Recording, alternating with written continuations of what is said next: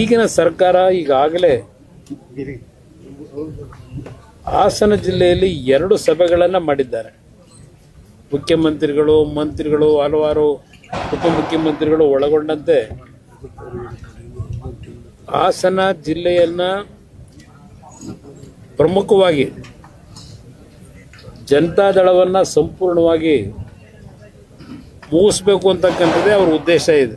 ಬಹುಶಃ ಕಳೆದ 5 ವರ್ಷಗಳಿಂದ ರಾಜ್ಯದಲ್ಲಿ ಸ್ಥಳೀಯ ಸಂಸ್ಥೆ ಚುನಾವಣೆಗಳು ಏನು ನೆನೆಗುದಿಗೆ ಬಿದ್ದಿತ್ತು, ಆ ಚುನಾವಣೆಗಳು ನಡೀಬೇಕು ಅಂತಕ್ಕಂಥ ಒಂದು ಸೂಚನೆ ಸುಪ್ರೀಂ ಕೋರ್ಟ್ನಿಂದ ಇತ್ತೀಚೆಗೆ ಒಂದು ತೀರ್ಪೇನು ಬಂದಿದೆ.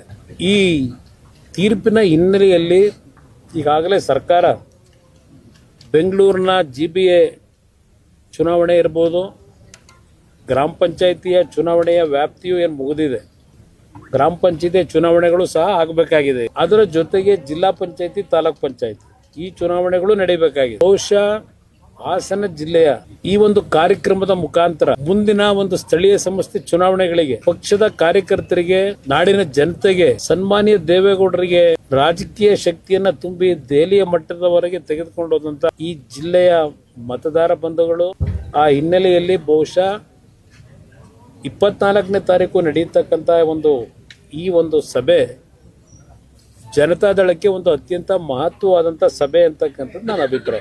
ಈ ಸರ್ಕಾರಕ್ಕೆ ಕೇಳಲಿಕ್ಕೆ ಬಯಸ್ತೀನಿ, ಮುಖ್ಯಮಂತ್ರಿಗೂ ಕೇಳಲಿಕ್ಕೆ ಬಯಸ್ತೀನಿ. ನಾಡಿನಲ್ಲಿ ಈಗೇನೋ ಅವರ ಪಕ್ಷದಲ್ಲಿ ನಡೀತಿರ್ತಕ್ಕಂಥ ಈ ಒಂದು ಮುಖ್ಯಮಂತ್ರಿಯ ಕುರ್ಚಿಯ ಕಲಹದಲ್ಲಿ 5 ಕಡೆ ಅಹಿಂದ ಬೆಂಬಲಿತ ಸಮಾವೇಶವನ್ನು ನಡೆಸಲಿಕ್ಕೆ ಹೊರಟಿದ್ದಾರೆ. ಇವತ್ತು ನಾನು ಮಾಧ್ಯಮದಲ್ಲಿ ಗಮನಿಸ್ತಾ ಇದ್ದೆ, ಮುಖ್ಯಮಂತ್ರಿಗಳಿಗೆ ಅಹಿಂದ ಚಾಂಪಿಯನ್ ಅಂತಕ್ಕಂಥ ಒಂದು ಬಿರುದನ್ನು ಕೊಟ್ಕೊಂಡಿದ್ದಾರೆ ಆ ಸಂಘಟನೆಗಳು. 2023, 24, 24, 25, 25, 26 ಈ 3 ವರ್ಷದ ಶಿಕ್ಷಣ ಕ್ಷೇತ್ರದಲ್ಲಿ OBCಗೆ ಮತ್ತು ಮೈನಾರಿಟೀಸ್ಗೆ ಯಾವ ಮುಸ್ಲಿಮರ ಚಾಂಪಿಯನ್ ಅಂತಾರೆ, OBC ಮತ್ತು ಮುಸಲ್ಮಾನ್ ಬಂಧುಗಳಿಗೆ, ಮಕ್ಕಳಿಗೆ ಸ್ಕಾಲರ್ಶಿಪ್ಪನ್ನು ಕೊಡ್ತಕ್ಕಂಥ ಇಶ್ಯೂನಲ್ಲಿ ಸುಮಾರು 1,64,000 ವಿದ್ಯಾರ್ಥಿಗಳಿಗೆ ಈ 3 ವರ್ಷದ ಸ್ಕಾಲರ್ಶಿಪ್ಗಳು ದೊರಕಲಿಲ್ಲ. 1,64,000 ವಿದ್ಯಾರ್ಥಿಗಳಿಗೆ. ನಾನು ಅದಕ್ಕೋಸ್ಕರಲೇ ಈ ಅಹಿಂದ ಹೆಸರಿನಲ್ಲಿ ಯಾವೊಂದು ಮುಖ್ಯಮಂತ್ರಿಯ ಕುರ್ಚಿಯನ್ನು ಭದ್ರಗೊಳಿಸ್ಕೊಳ್ತಕ್ಕಂಥ ಒಂದೇ ದೃಷ್ಟಿಗೋಸ್ಕರವಾಗಿ ಈ ಹೆಸರುಗಳನ್ನು ಉಪಯೋಗ ಮಾಡ್ಕೊಂಡು ಬಂದಿದೆ. ಈ 1,64,000 ವಿದ್ಯಾರ್ಥಿಗಳು ಸ್ಕಾಲರ್ಶಿಪ್ ಪಡಿಬೇಕಾದಂಥವ್ರು ಈ ಅಹಿಂದ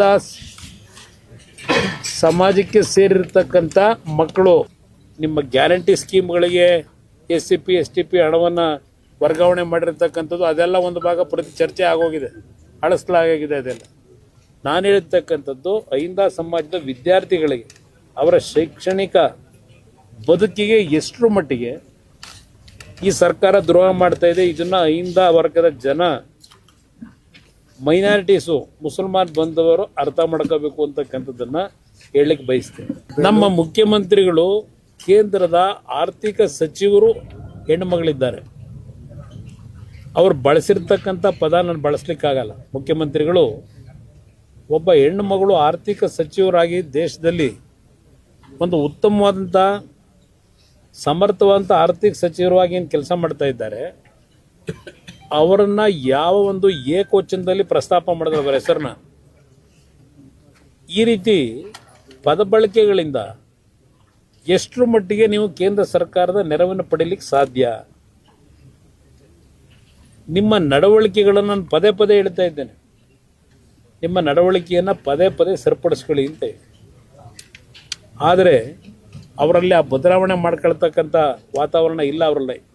ನಾಡಿನ ಜನತೆಯ ಬಯಕೆ, ನಮ್ಮ ಪಕ್ಷಗಳ ಬಯಕೆ ಅಲ್ಲ ಇದು. ನಾಡಿನ ಜನತೆಯ ಬಯಕೆ ಇರ್ತಕ್ಕಂಥದ್ದು ಇಂಥ ಒಂದು ಕೆಟ್ಟ ಸರ್ಕಾರ ಮೊದಲು ಈ ರಾಜ್ಯದಿಂದ ತೊಲಗಬೇಕು ಅಂತಕ್ಕಂಥದ್ದು. ನಾಡಿನ ಜನತೆಯ ಭಾವನೆಗಳು ಏನಿದೆ, ಆ ಭಾವನೆಗಳಿಗೆ ಯಾವ ರೀತಿ 2 ಪಕ್ಷಗಳು ಈ ಒಂದು ಮೈತ್ರಿಗೆ ಸಂಬಂಧಪಟ್ಟಾಗೆ ನಾವು ನಡ್ಕೋಬೇಕಾಗಿದೆ. ಇಂಥ ಕೆಟ್ಟ ಸರ್ಕಾರ ತೆಗಿಲಿಕ್ಕೆ ನೋಡ್ತಾ ಇದ್ದೀನಿ ನಾನು. ಅದರಿಂದ ಯಾವುದೇ ವಿಷಯಗಳನ್ನು ನಿಮ್ಮ ಮುಂದೆ ಹೇಳ್ತಾ ಇಲ್ಲ ನಾನು. ಭ್ರಷ್ಟಾಚಾರದ ಬಗ್ಗೆ ಮತ್ತಿನ ಅಧಿಕಾರಿಗಳು ಯಾವ ರೀತಿ ನಡೀತಾ ಇದ್ದಾರೆ ಯಾವುದು ಇಲ್ಲಿ ಪ್ರಸ್ತಾಪ ಮಾಡಲಿಲ್ಲ ನಾನು. ಅದೆಲ್ಲ ನಾಡಿದ್ದು ನಾನು ಬಂದಾಗ ಚರ್ಚೆ ಮಾಡ್ತೀನಿ ಸುದೀರ್ಘವಾಗಿ. ಈ ಎಲ್ಲ ಹಿನ್ನೆಲೆಯಲ್ಲಿ ಈ ನಾಡಿನ ಜನತೆ ಈ ಕೆಟ್ಟ ಸರ್ಕಾರ ತೆಗಿಬೇಕು ಅಂತಕ್ಕಂಥದ್ದೇನಿದೆ ಅವ್ರ ಭಾವನೆ, ಆ ಹಿನ್ನೆಲೆಯಲ್ಲಿ ಸೂಕ್ತವಾದ ನಿರ್ಧಾರಗಳನ್ನು